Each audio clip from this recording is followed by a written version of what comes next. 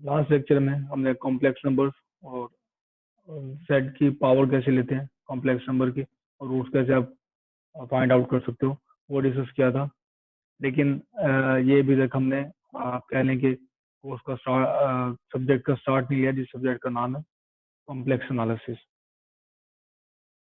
हमें पता है कि एफ ऑफ एक्स अगर आपके पास किसी रियल नंबर का फंक्शन है तो कैसे एवेलुएट करते हैं, उसके ऊपर कैलकुलस क्या है ये हम जानते हैं।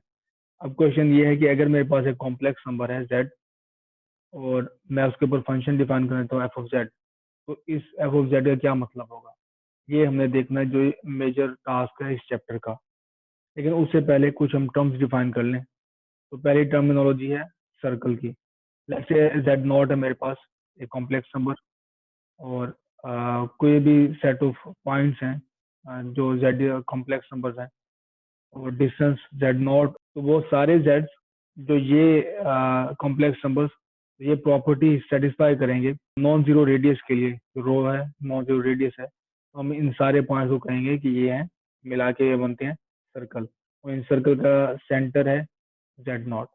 एग्जाम्पल देख लेते हैं जेड मॉडुलस इक्वल टू 1, तो इसका ये सर्कल है एट ओरिजिन और ये यूनिट सर्कल है। इस तरह दूसरी एग्जाम्पल देख लो आप, z is equal to z minus 1 minus 2 iota है इज इक्वल टू 5 ये रेडियस है हमारे पास और ये सेंटर है सर्कल का 1 माइनस 2 आयोटा पे। नेबरहुड और एन ओपन डिस्क हम किसे कहते हैं। लेट्स से आपके पास अब ये z माइनस जेड नॉट जो डिस्टेंस है दो पॉइंट्स के दरमियान में या किसी भी z पॉइंट्स के दरमियान में ओरिजिन से सर्कल के, वो इस इनइक्वलिटी को होल्ड करता है, जबकि रो रेडियस हमारे पास सर्कल का 0 से ग्रेटर है। तो वो सारे पॉइंट्स मिलके बनाएंगे, जो मैंने रेड डॉट से स्टार्ट करेंगे वो नेबरहुड कहेंगे हम जेड नॉट की। ये सब कहेंगे जेड नॉट की नेबरहुड और ये सारे पॉइंट्स मिलके बनाएंगे हमारे पास ओपन डिस्क।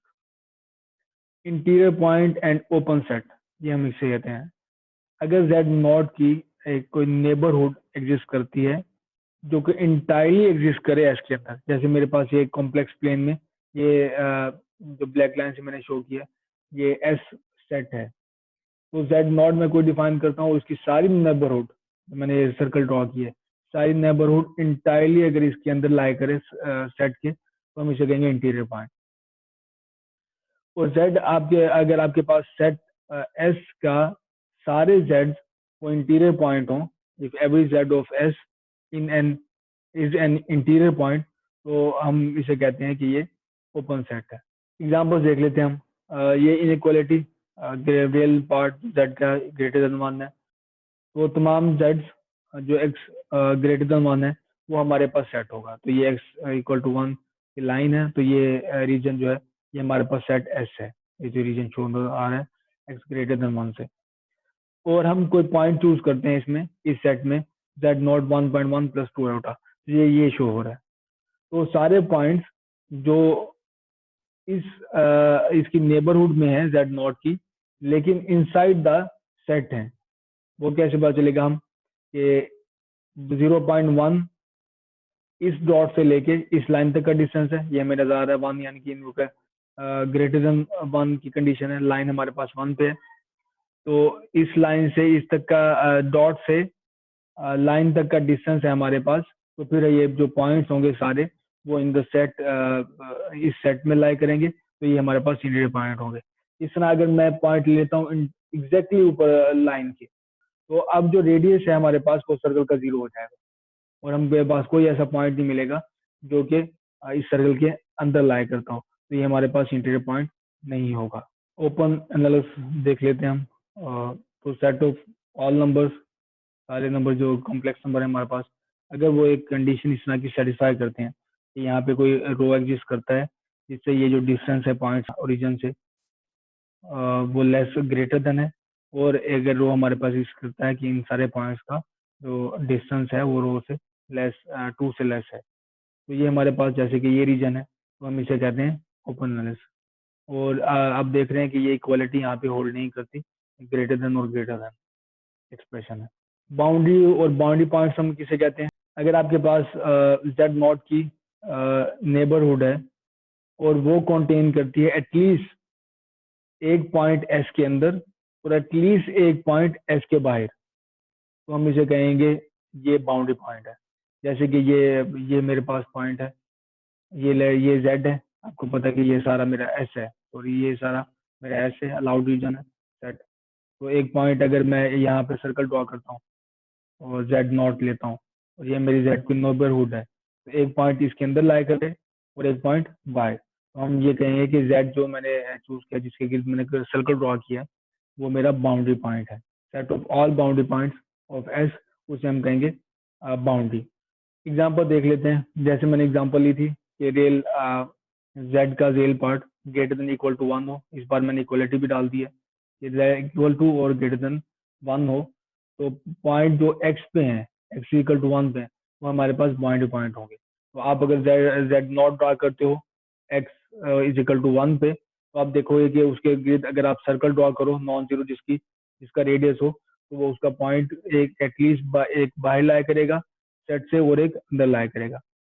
इस तरह points on the circle Z minus iota is equal to, इसके जो पॉइंट्स होंगे वो भी हमारे पास बाउंड्री पॉइंट्स हो जाएंगे।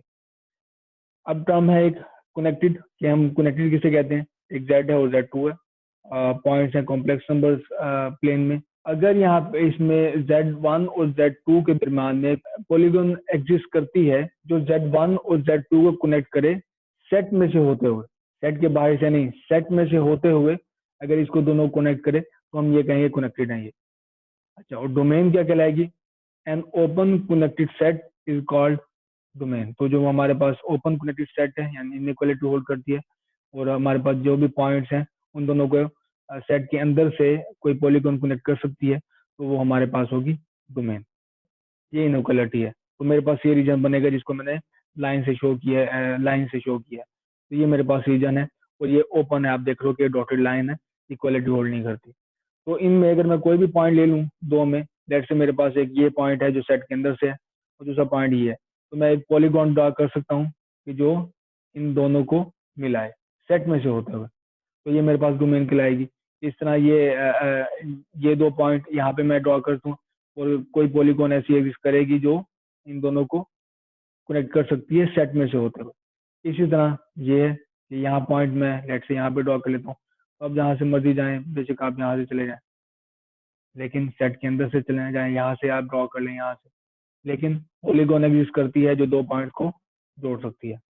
अच्छा, इस केस में देखें जब रेल पार्ट में डज नॉट इक्वल टू 4 है तो थ्रू आउट कॉम्प्लेक्स प्लेन मेरा सेट है, लेकिन वो लाइन नहीं है जो कि जेड के रेल पार्ट के इक्वल 4 है। तो मैं अगर यहाँ पे पॉइंट ड्रॉ करूँ और दूसरा पॉइंट यहाँ पे हो, तो मैं कोई पॉलीगॉन ऐसी ड्रॉ कर ही नहीं सकता कि जो इस लाइन को क्रॉस ना करे। तो सेट में कि मैंने सेट के अंदर से होते हुए कनेक्ट करना है, तो यहाँ पे पॉसिबल नहीं है कि मैं सेट के अंदर से, ये जो लाइन है ये सेट का हिस्सा नहीं है, तो सेट के अंदर से होते हुए मैं इनको कनेक्ट कर नहीं सकता, तो ये कनेक्टेड से नहीं है और ये डोमेन नहीं है।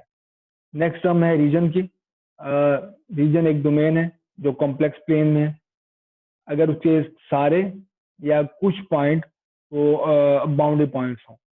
तो डोमेन है, पहली तो कंडीशन है ये कनेक्टेड होगा तो वो डोमेन होगी, और रीजन हम जिसे कहेंगे वो डोमेन होगी कॉम्प्लेक्स प्लेन में, और उसके अगर बाउंड्री पॉइंट्स हैं या नहीं है या कम है तो डोमेन कहलाएगी। एग्जांपल है ओपन कनेक्टेड सेट, ठीक है, आपके पास ओपन कनेक्टेड सेट है, जैसे कि मैंने ये शो किया, ये ओपन है यहाँ से और ये कनेक्टेड सेट है। Close region with all is boundary points, तो मैं अगर कोई रीजन ड्रॉ कर दूं और उसके अंदर इक्वलिटी होल्ड करती हो, जैसे कि ये सर्कल के पॉइंट भी इसका ये डॉटेड नहीं है, ये डॉटेड नहीं है, तो ये हमारे पास क्लोज रीजन होगा।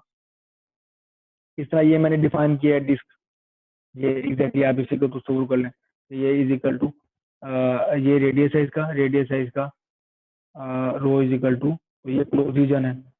और हो सकता है कि हमारे पास ऐसे रीजन एग्जिस्ट करें जो ना ओपन हो ना क्लोज हो, जैसे कि ये देखिए, यहाँ से तो आपको क्लोज नजर आ रहा है लेकिन यहाँ से ओपन है, तो टोटली आप इसको ओपन या क्लोज नहीं कह सकते।